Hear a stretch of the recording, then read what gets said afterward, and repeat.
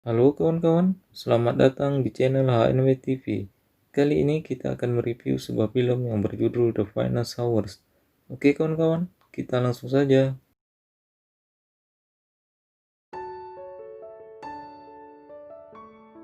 Film bermula ketika Bernie ingin bertemu seorang wanita bernama Miriam di sebuah bar. Ini kencan pertama mereka. Selama ini hubungan mereka melalui telepon saja.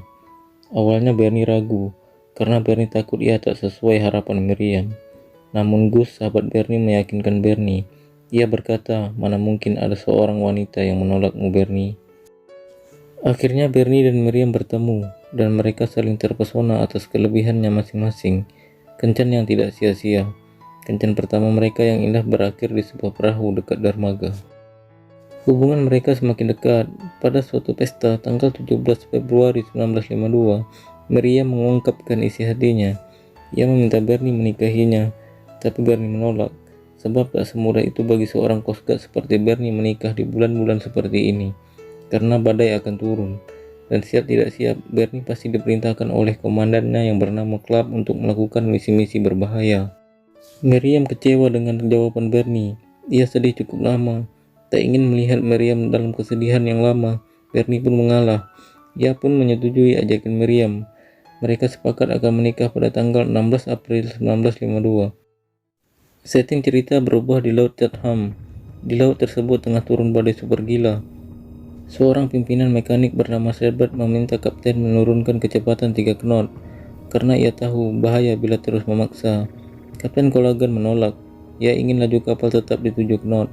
Dan apa yang Sherbert takutkan terjadi. Satu hantaman ombak besar membuat lambung kapal bocor. Bahkan yang lebih menyeramkannya lagi, kapal tanker raksasa ini patah dua, yang membuat Kapten Colagan tenggelam mengenaskan.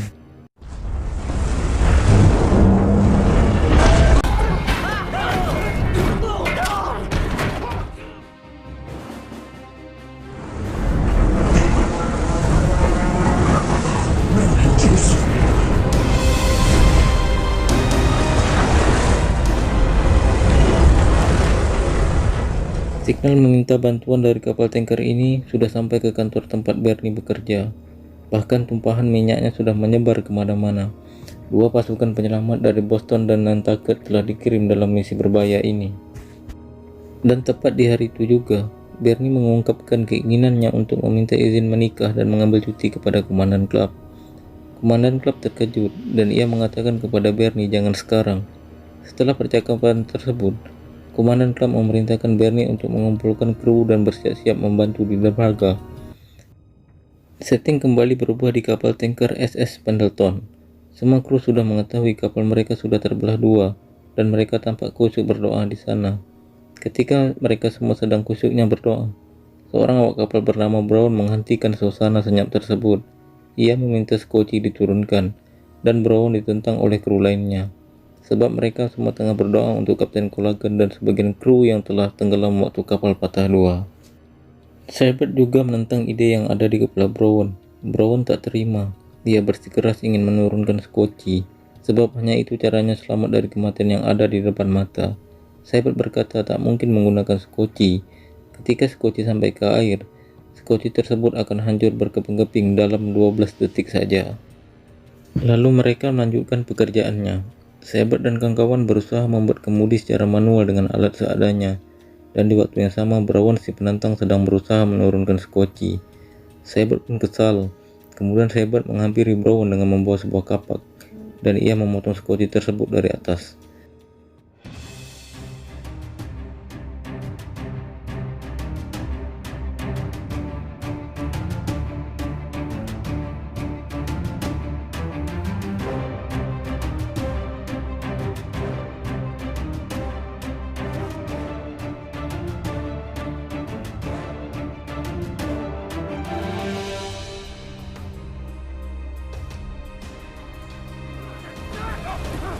Out of your mind! Just save your life, okay? The boat's in pieces! It's gone! Enough!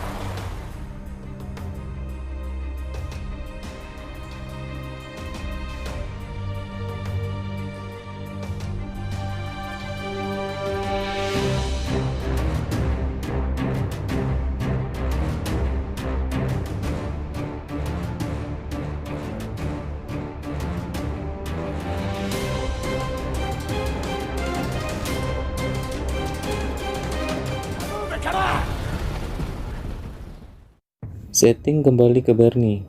Di dermaga, Bernie bersama teman-temannya bertemu dengan seorang nelayan yang melihat sebuah kapal meminta pertolongan sekitar 45 menit yang lalu. Bernie pun dengan gegas membawa nelayan tersebut ke kantor untuk memastikan cerita yang ia karang, dan berita dari nelayan tersebut dibenarkan oleh komandan klub. Kemudian dengan berat hati, ia memerintahkan Bernie mengumpulkan kru yang tersisa untuk melakukan misi penyelamatan dengan menggunakan kapal kecil. Perintah komandan klub tersebut ditentang oleh para nelayan di sana. Jangankan mau menyelamatkan awak kapal tanker raksasa tersebut, untuk lepas dari teluk saja hal yang mustahil, kata mereka. Bernie pun berkata, "Sumpah tugas kami adalah menyelamatkan mereka, bukan harus kembali dengan selamat." Akhirnya misi penyelamatan dilakukan.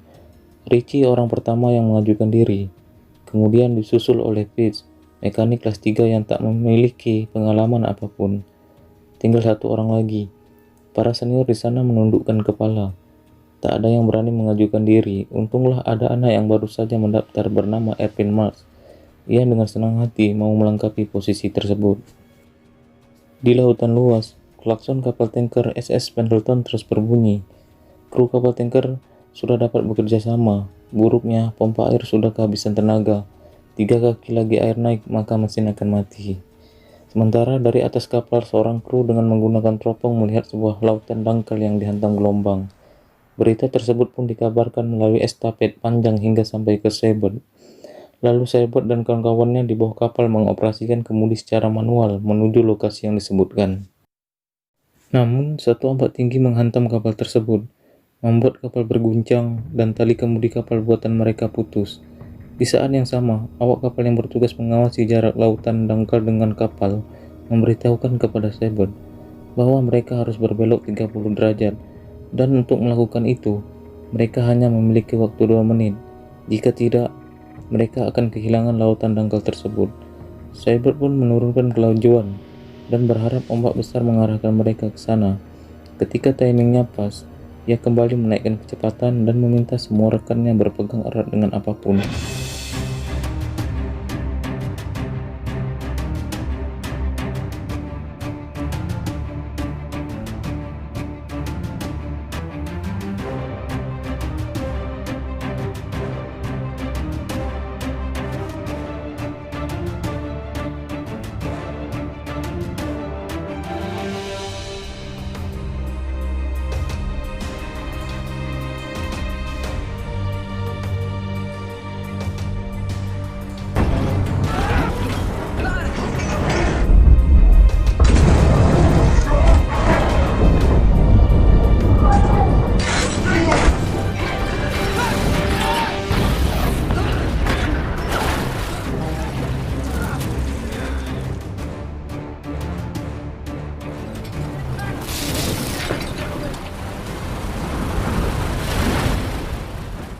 Lepas laut Pulau Morris, Bernie telah mengetahui tanda-tanda tornado akan terjadi.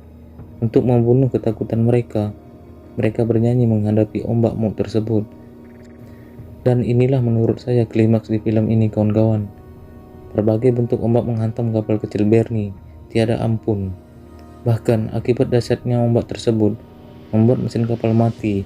Fitz hampir saja lenyap di laut sana untuk Ricky menolongnya, dan penderitaan mereka dilengkapi dengan hilangnya kompas.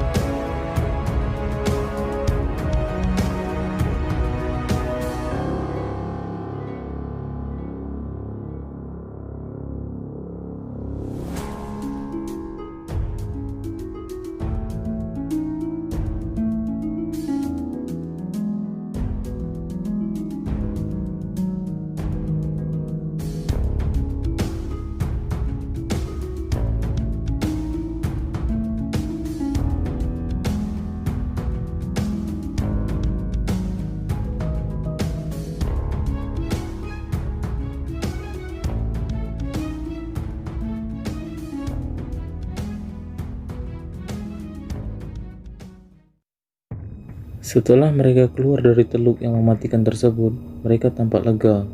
Semua menarik napas dalam-dalam. Tapi misi belum selesai. Mereka butuh keberuntungan agar bisa menemukan kapal tanker SS Pendleton. Terjadi perdebatan antara Bernie dan Richie, sebab tanpa kompas mustahil menemukan kapal tersebut.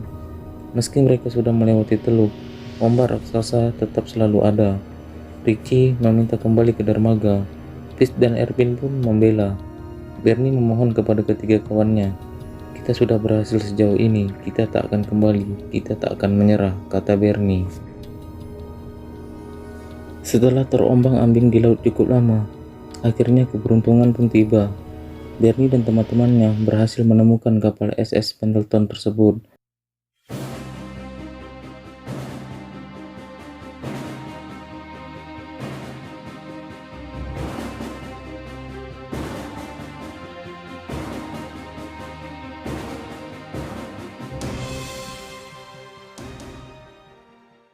Terjadi percakapan penting kembali antara Ricky dan Bernie, sebab kapal penyelamat mereka tidak mungkin bisa mengangkut semua awak kapal SS Pendleton. Ketika mereka telah sepakat, mereka pun mulai proses evakuasi secepat mungkin, karena kapal tanker tersebut telah bergerak dari sandarannya. Jika terlambat, kapal tersebut akan terseret kembali ke laut dalam.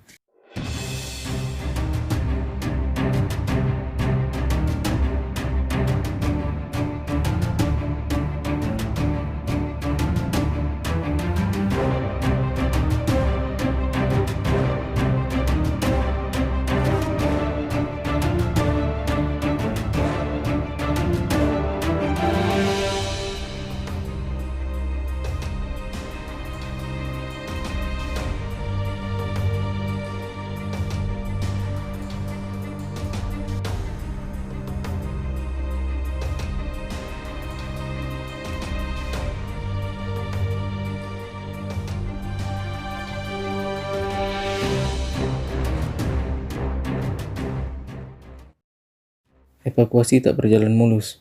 Beberapa awak kapal harus terjatuh ke air ketika menuruni tangga.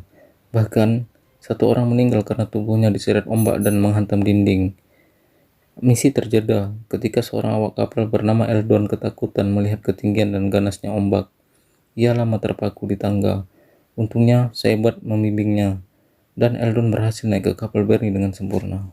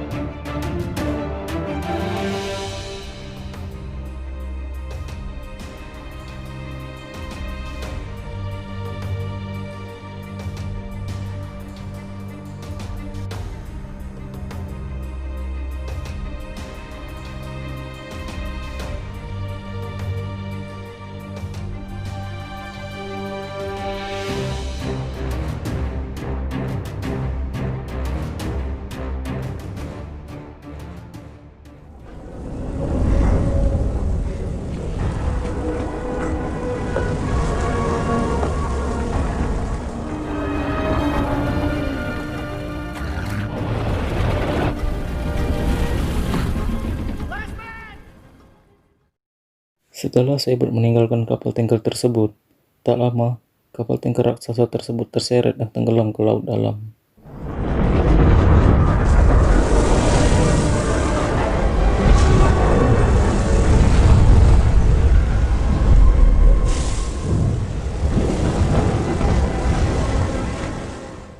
Misi evakuasi telah selesai. Bernie mematikan mesinnya dengan tangan yang menggigil.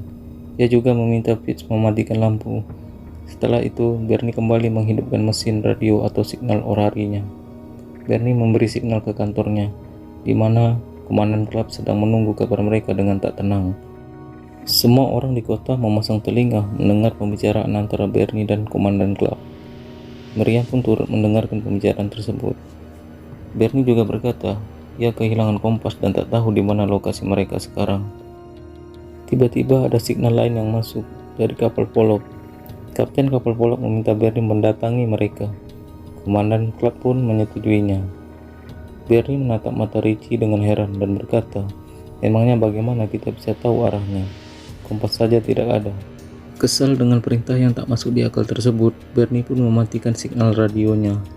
Setelah itu, terjadi percakapan antara Bernie dan Shepard.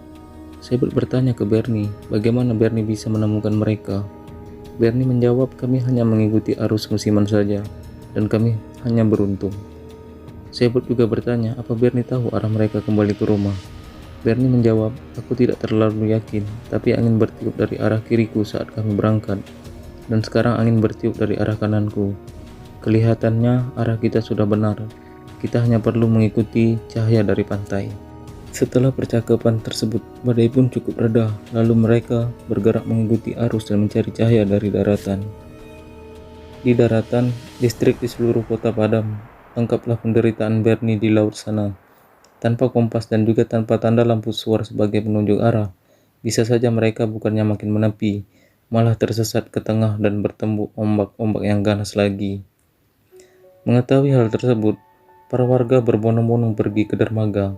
Miriam pun turut di sana. Miriam bersama warga di sana menggunakan lampu mobil mereka sebagai penanda untuk Bernie.